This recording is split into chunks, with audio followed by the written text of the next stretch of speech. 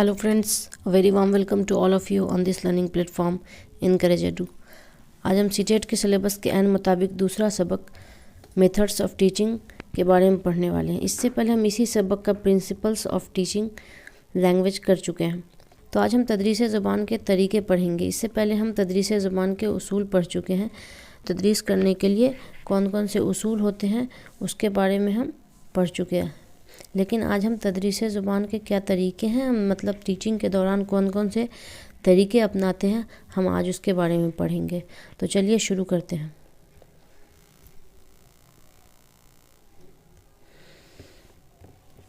तदरीस ज़बान के मुख्तलिफ़ तरीके यानी लैंग्वेज टीचिंग के मुख्तलिफ़ जो है मेथड्स क्या कौन कौन से हैं, डिफरेंट मेथड्स कौन कौन से हैं। तदरीस के दौरान हम कौन कौन से मेथड को इस्तेमाल करते हैं। बराह रास्त तरीका, पहला है बराह रास्त तरीका यानी डायरेक्ट मेथड। डायरेक्ट मेथड को हम यूज़ करके कैसी तदरीस कर सकते हैं तो इसके बारे में हम देखेंगे। इस तरीके में तदरीस पूरी तरह से उसी ज़बान में होती है जिसे सिखाया जा रहा है, यानी जो टारगेट लैंग्वेज होती है जिसे बच्चों को हम सिखा रहे हैं तो तदरीस भी हम उसी ज़बान में करेंगे। मिसाल के तौर पर अगर हम अंग्रेज़ी सिखा रहे हैं बच्चों को तो हम जो तदरीस करेंगे, तदरीस के प्रोसेस के दौरान जो हम बातचीत करेंगे वो सब हम अंग्रेज़ी में ही करेंगे। हम अपनी मादरी ज़बान या इलाकाई ज़बान का इस्तेमाल नहीं करेंगे। आमोज़गार को अपनी ज़बान इस्तेमाल नहीं करना होती है, यानी अगर बच्चे जो हदफ ज़बान यानी टारगेट लैंग्वेज जो सीख रहे हैं उसके दौरान, उस सीखने के दौरान बच्चे अपनी इलाकाई ज़बान या अपनी मादरी ज़बान को इस्तेमाल नहीं करेंगे। तो बराह रास्त तरीका जब हम इस्तेमाल कर रहे होते हैं क्लासरूम में तो उसमें ना आमोज़गार को अपनी ज़बान इस्तेमाल करनी है और ना टीचर को, यानी ना लर्नर को और ना टीचर को अपनी ज़बान इस्तेमाल करनी होती है। सिर्फ टारगेट लैंग्वेज जो वो सीख रहे हैं उसी का इस्तेमाल करना होता है। बराह रास्त तरीके का इस्तेमाल करके हम सिर्फ ठोस चीज़ों को बआसानी पढ़ा सकते हैं। ठोस चीज़ यानी कॉन्क्रीट, हिंदी में इसको बोलते हैं मूर्त, यानी कॉन्क्रीट कॉन्सेप्ट, कॉन्क्रीट चीज़ें ही हम बच्चों को बराह रास्त तरीका यूज़ करके पढ़ा सकते हैं। जैसे मिसाल के तौर पर कि अगर हम अंग्रेज़ी में बच्चों को पढ़ा रहे हैं कि यह आम है तो उसको बोलेंगे कि दिस इज़ मैंगो। हम ये इस्तेमाल नहीं करेंगे, उर्दू नहीं इस्तेमाल करेंगे कि ये आम है। बच्चों को हम सिर्फ बताएंगे कि दिस इज़ मैंगो। तो अगर कोई बच्चा नई ज़बान से वाकिफ़ नहीं है, अंग्रेज़ी नहीं जानता है, तो वो कैसे जानेगा कि दिस इज़ मैंगो का क्या मतलब होता है। तो जब हम उसको मैंगो दिखा के पढ़ाएंगे कि दिस इज़ मैंगो तब बच्चा समझेगा कि हाँ ये इसको मैंगो बोलते हैं, इस फल को। और जो है ठोस चीज़ें इस तरह से बच्चों को क्लियर समझ आ जाएंगी। लेकिन अगर दूसरी तरफ मुजर्रद तसव्वुरात हम नहीं सिखा सकते, यानी बच्चों को एब्स्ट्रैक्ट थिंग्स नहीं सिखा सकते। बच्चों को मुजर्रद तसव्वुरात मतलब एब्स्ट्रैक्ट कॉन्सेप्ट,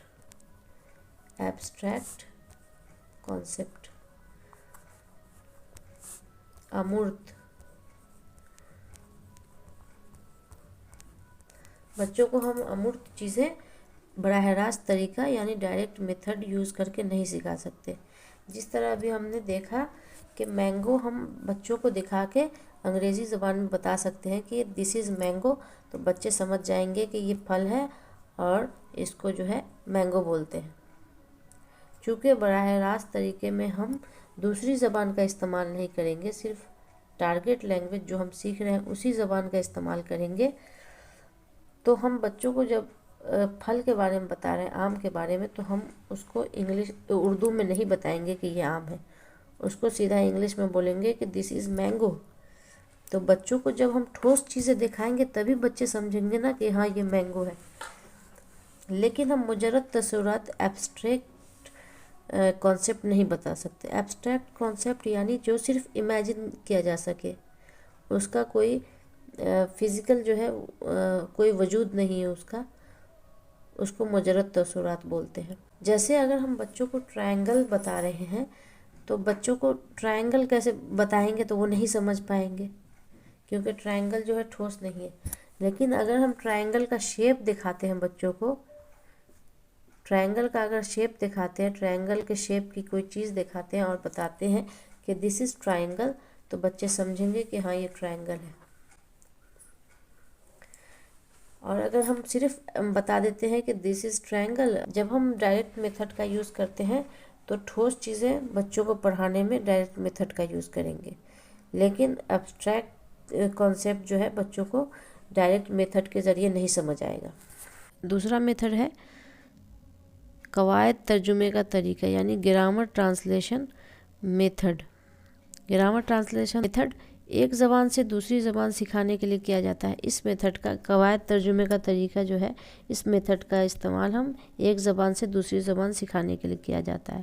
جیسے ہم کوئی ٹرانسلیشن کرتے ہیں، اردو کا ٹرانسلیشن انگلش میں کرتے ہیں، تو اس طرح سے ہم دوسری زبان سیکھ لیتے ہیں، انگلش سیکھ لیتے ہیں۔ تو ہم کون سا طریقہ یوز کرتے ہیں؟ گرامر ٹرانسلیشن میتھڈ کا۔ اس میں ہدف زبان کے قواعد، اصول اور معنی یاد کیے جاتے ہیں، اور پھر پہلی زبان کی مدد سے دوسری زبان میں ترجمے کا کام دیا جاتا ہے۔ یعنی ہدف زبان جو ہے ٹارگٹ لینگویج،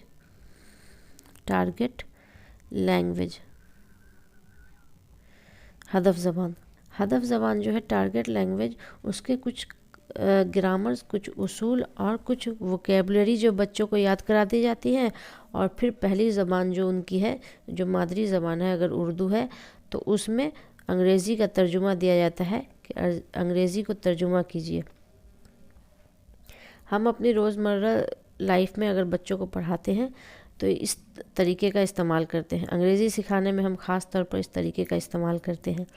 بچوں کی ہدف زبان جو ہوتی ہے وہ انگلش ہوتی ہے، بچے انگلش سیکھ رہے ہیں، تو ان کو ہم انگلش کیسے سکھائیں گے؟ تو ہم قواعد ترجمے کے طریقے کو استعمال کرتے ہیں۔ بچوں کو انگریزی کے کچھ گرامرز بتا دیتے ہیں کہ پریزنٹ ٹینس میں یہ ورب ہوگا اور ایسے استعمال کیا جائے گا، پاسٹ ٹینس میں ایسے یوز ہوگا۔ کچھ جو ہے بیسک گرامرز بتا دیتے ہیں بچوں کو، اس کے کچھ اصول بتا دیتے ہیں، اسٹرکچر بتا دیتے ہیں، اور پھر بچے کچھ ووکیبلری بھی یاد کر لیتے ہیں۔ اس طرح سے پھر ہم پہلی زبان کی مدد سے، جو بچوں کی اردو ہوتی ہے یا ہندی ہوتی ہے، اس زبان کی مدد سے ہم پھر دوسری زبان میں ترجمے کا کام ان کو دیتے ہیں۔ اس طرح سے بچے جو ہے نئی زبان سیکھ لیتے ہیں۔ اس طریقے کو گرامر ٹرانسلیشن میتھڈ یعنی قواعد ترجمے کا طریقہ کہتے ہیں۔ تیسرا میتھڈ ہے سمعی لسانی طریقہ یعنی آڈیو لنگول میتھڈ۔ اس طریقے کے نام سے بھی ہمیں اندازہ ہو رہا ہے کہ اس میں سمعی یعنی آڈیو، سننے کا کام جو ہے اس پہ فوکس ہوتا ہے۔ اس طریقے میں زبان سیکھنے کا مطلب ہے کہ عادت کو اپنانا۔ ڈائیلاگ، مکالمہ کی مشق زیادہ کرائی جاتی ہے۔ اس طریقے میں جو ہے مکالمہ بازی، بات چیت کی مشق زیادہ کرائی جاتی ہے۔ نئی زبان کو پہلے سنایا جاتا ہے اور پھر بعد میں اس کی تحریری شکل دکھائی جاتی ہے۔ یعنی ٹیچر جو ہے کلاس روم میں یا تو خود یا پھر کسی بچے سے کسی اقتباس کو، کسی پیسج کو بآواز بلند پڑھنے کو کہتے ہیں، اور پھر اس کی تحریری شکل دکھاتے ہیں۔ یا تو کتاب کاپی دکھا دیتے ہیں یا بورڈ پہ لکھ کے دکھا دیتے ہیں۔ جیسے کوئی پیسج ٹیچرز پڑھتے ہیں یا پھر کوئی بچے کو پڑھواتے ہیں بچے سے، اور پھر اس کی تحریری شکل دکھا دیتے ہیں۔ تو اس طرح سے بچے جو ہیں انگلش اگر سیکھ رہے ہیں تو اس طرح سے بچے جو ہیں انگلش کے پیسج کو سنیں گے اور پھر اس کی تحریری شکل دیکھ لیں گے۔ تو اس طرح سے بچوں کی دو جو ہے مہارتیں اس میں استعمال ہوں گی، ایک تو لسننگ کی اور پھر ایک دیکھنے کی، دو اسکل اس میں شامل ہوتی ہے۔ جب سمعی لسانی طریقے کا استعمال کرتے ہیں تو اس میں لرنر کی چاروں مہارتیں فروغ پاتی ہیں۔ لرنرز کی چاروں مہارتیں جو ہیں ڈیولپ ہوتی ہیں۔ چاروں مہارتیں کون کون سی ہیں؟ LSRW یعنی ایل سے لسننگ سننے کی مہارت، ایس سے اسپیکنگ بولنے کی مہارت، آر سے ریڈنگ پڑھنے کی مہارت، اور ڈبلیو سے رائٹنگ لکھنے کی مہارت۔ زبان کی جو ہے 4 مہارتیں ہوتی ہیں: لسننگ، اسپیکنگ، ریڈنگ اور رائٹنگ۔ سننا، بولنا، پڑھنا اور پھر لکھنا، یہ چاروں مہارتیں ہیں۔ جب ہم سمعی لسانی طریقے کا استعمال کر کے بچوں کو پڑھاتے ہیں تو اس میں بچوں کی 4 مہارتیں فروغ پاتی ہیں، یعنی 4 مہارتیں ڈیولپ ہوتی ہیں۔ چوتھا طریقہ ہے گفتگو کا طریقہ،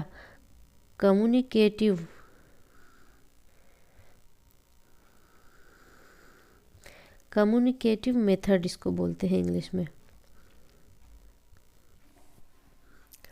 کمیونیکیٹو میتھڈ اس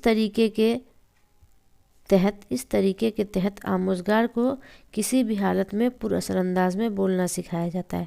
جب ہم کلاس روم میں بچوں کو کمیونیکیٹو میتھڈ کے ذریعے سکھاتے ہیں، یعنی گفتگو کے طریقے سے سکھاتے ہیں، تو گفتگو کا طریقہ، اس سے ہم یہی سمجھ میں آتا ہے کہ اس طریقے میں ہم گفتگو پہ زیادہ فوکس کرتے ہیں، اور اس میں ہم لرنرز کو یعنی آموزگار کو اس طرح سے تیار کرتے ہیں کہ وہ کسی بھی حال میں پر اثر انداز میں، ایفیکٹو انداز میں بولنا سیکھ جائیں، ان کو گفتگو کا طریقہ آ جائے۔ گفتگو کے طریقے کے ذریعے بچوں کو مادری زبان کی طرح دوسری زبانیں سکھائی جا سکتی ہیں۔ جس طرح بچے اپنے آس پاس کے بڑوں کو دیکھ کر بولنا سیکھ جاتے ہیں اپنی مادری زبان، اسی طرح بچے بول کر پریکٹس کر کے دوسری زبان بھی سیکھ سکتے ہیں۔ انگلش کے اصول، انگلش کے قواعد، گرامر سب کو آتی ہیں، لیکن بول کیوں نہیں پاتے؟ کیونکہ وہ پریکٹس میں نہیں ہوتے ہیں۔ تو اگر انگلش بولنا کوئی چاہتا ہے تو اسے کمیونیکیٹو میتھڈ کا استعمال کرنا ہوتا ہے، یعنی جتنا گفتگو کا طریقہ ہم جتنا یوز کریں گے، اس طرح سے ہمیں زبان میں اسی طرح مہارت حاصل ہوگی۔ گفتگو کے طریقے کے ذریعے بچوں کو جس طرح مادری زبان آ جاتی ہے، اسی طرح وہ دوسری زبان بھی سیکھ سکتے ہیں۔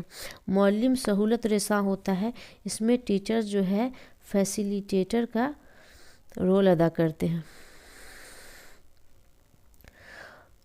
ٹیچر صرف فیسیلیٹیٹ کرتے ہیں، بچوں کو جس چیز کی ضرورت ہوتی ہے وہ مہیا کراتے ہیں۔ بچوں کو کہیں پہ پرابلم ہوتی ہے تو اس کا سولوشن نکالتے ہیں، اور پھر لیکن اس میں بچے جو ہے چائلڈ سینٹرڈ طریقہ ہے، یہ بچوں پہ فوکسڈ ہوتا ہے، بچوں کو جو ہے بولنے کا موقع دیا جاتا ہے، انٹریکشن کرنے کا زیادہ موقع دیا جاتا ہے۔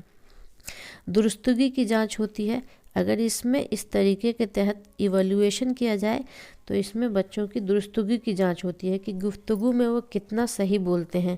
فلوئنسی کی جانچ ہوتی ہے، کتنا تیز بولتے ہیں، کیا فلوئنسی ہے ان کے بولنے کی۔ 5واں طریقہ ہے ٹاسک پر مبنی زبان کی تعلیم، یعنی ٹاسک بیسڈ لینگویج ٹیچنگ۔ اس میں کسی کام کی تکمیل پر فوکس ہوتا ہے۔ ٹاسک جب کوئی ٹیچر اپنے اسٹوڈنٹ کو دیتا ہے تو ٹیچر کے من میں یہی بات ہوتی ہے کہ یہ ٹاسک کو پورا کرے۔ ٹاسک رکھنے کے لیے نہیں دیتے ہیں ٹیچر ٹاسک بچوں کو پورا کرنے کے لیے دیتے ہیں۔ اس لیے اس لینگویج جو ٹیچنگ کا میتھڈ ہے، اس میں پورا جو ہے کام کی تکمیل پر فوکس ہوتا ہے، یعنی ٹاسک کمپلیٹ ہونا چاہیے، کمپلیشن پر فوکس ہوتا ہے۔ بچوں کو مشغول رکھا جاتا ہے، اس میں بچوں کو پوری طرح سے مشغول رکھا جاتا ہے، بیزی رکھا جاتا ہے۔ ٹاسک پورا کرنے کے لیے آموزگار زبان کی مہارتیں استعمال کرتے ہیں۔ جب بچوں کو ٹیچر ٹاسک دیتے ہیں تو بچے جو ہیں اپنی زبان کی مہارتیں جو ہیں، زبان کی 4 مہارتیں ہیں، لسننگ، اسپیکنگ، ریڈنگ اور رائٹنگ، یہ چاروں مہارتوں کا یوز کر کے بچے ٹاسک کو پورا کرتے ہیں۔ بچوں کو پریزنٹیشن دینے کے لیے پہلے مواد ڈھونڈنا، پڑھنا اور اس کی تحقیق کرنا پڑتا ہے۔ اگر بچوں کو ٹاسک میں دیا جائے کہ آپ کے جو ماحول میں آلودگی ہے، آپ کے انوائرمنٹ میں جو پولوشن ہے، اس کے بارے میں تحقیق کر کے لکھیے اور پھر کلاس میں آ کے پریزنٹ کیجیے، تو بچوں کو اگر یہ ٹاسک ملتا ہے تو بچے پہلے اس کے متعلق انوائرمنٹ میں جو پولوشن ہے اس کے متعلق مواد ڈھونڈیں گے انٹرنیٹ سے یا کسی کتاب سے، لائبریری جا کر، پھر پڑھیں گے اور اس کی تحقیق کریں گے، پھر لکھیں گے، اس کے بعد اسے پریزنٹ کریں گے۔ تو اس ساری پروسیس میں بچوں کی جو ہے ساری مہارتوں کا یوز ہو گیا۔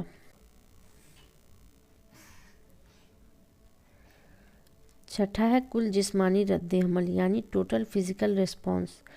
اس طریقے کے نام سے بھی ہمیں پتہ چلتا ہے کہ اس میں جو ہے جسمانی رد عمل ہوتا ہوگا، فزیکل ریسپانس ہوتا ہوگا۔ اس میں استاد آموزگار کو زبان کا استعمال کر کے ہدایت دیتا ہے یا لفظی ہدایت دیتے ہیں۔ میتھڈ کے مطابق استاد جو ہے، ٹیچر جو ہے، لرنرز کو زبان کا استعمال کر کے ہدایت دیتے ہیں، یعنی لفظی ہدایت دیتے ہیں، بول کر ہدایت دیتے ہیں، کوئی زبان استعمال کرتے ہیں۔ اگر ہدف زبان ہے، ٹارگٹ لینگویج ہے انگریزی پڑھانا، تو بچوں کو انگریزی میں جو ہے لفظی ہدایت دیں گے ٹیچر، اور پھر بچے اس پر اپنی جسمانی رد عمل دیں گے۔ آموزگار دی گئی ہدایت پر جسمانی رد عمل دیتے ہیں۔ ٹیچر جو بچوں کو ہدایت دیتے ہیں اس پر جو ہے بچے یا لرنر ہدایت پر اپنا جسمانی رد عمل دیتے ہیں۔ جیسے مثال کے طور پر کھڑکی بند کرو استاد کہیں گے، تو بچوں کو استاد جو ہے انگریزی سکھا رہے ہیں، تو اسے جو ہے ہندی میں نہ کر یا اردو میں نہ کہہ کر کہ کھڑکی بند کرو، استاد کہیں گے کہ شٹ دا ونڈو، تو بچے سمجھ جائیں گے کہ وہ کہہ رہے ہیں شٹ دا ونڈو، اور بچے جا کر ونڈو بند کر دیں گے۔ تو اس طرح سے بچوں کی جو ہے سماعت کی جو مہارت ہے وہ بھی کام کر رہی ہے، اور پھر بچے اس پر اپنا جسمانی رد عمل یعنی فزیکل رسپانس بھی دے رہے ہیں۔ بچے جسمانی طور پر اس ہدایت کو فالو کریں گے اور کھڑکی بند کریں گے۔ تو اس طرح سے بچوں کی جو ہے لسننگ اسکل اس میں کام کر رہی ہے، اور اس کو پھر بچے فزیکل رسپانس کر رہے ہیں۔ اس سارے پروسیس کو جو ہے ٹوٹل فزیکل رسپانس میتھڈ کہتے ہیں۔ 7واں ہے سائلنٹ وے۔ سائلنٹ وے یعنی اس میں جو ہے خاموشی ہوتی ہے، خاموش طریقہ اس کو بولتے ہیں، خاموش طریقہ۔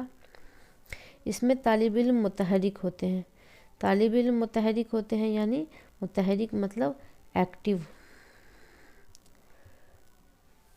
آموزگار کے درمیان بات چیت ہوتی ہے اور انٹریکشن کو بڑھاوا دیا جاتا ہے۔ آموزگار لرنرز کے دوران جو ہے بات چیت ہوتی ہے، اور پھر ان دونوں کے درمیان، لرنرز کے درمیان جو ہے انٹریکشن کو بڑھاوا دیا جاتا ہے، یعنی زیادہ سے زیادہ لرنرز ایک دوسرے کے ساتھ انٹریکٹ کریں۔ اس میں جو ہے ٹیچرز پیسیو ہوتے ہیں، اس میں ٹیچر پیسیو ہوتے ہیں اور بچے ایکٹیو ہوتے ہیں۔ ٹیچر صرف بچوں کی ایکٹیویٹیز کو آبزرو کریں گے اور بچوں کے درمیان جو ہے موقع فراہم کریں گے کہ بچے ایک دوسرے کے ساتھ انٹریکٹ کریں اور بات کریں۔ تو اس طرح سے جو ہے زبان کی تدریس ہو پائے گی۔